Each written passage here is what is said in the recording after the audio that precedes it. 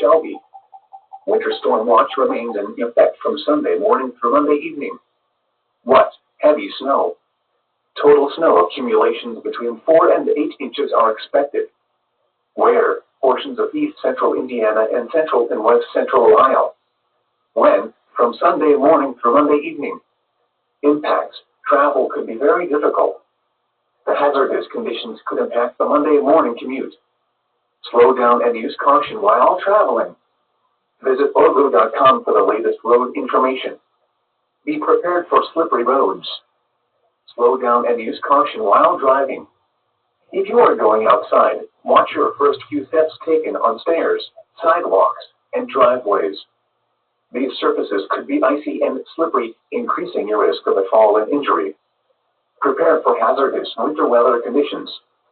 Continue to monitor the latest forecasts for updates on this situation.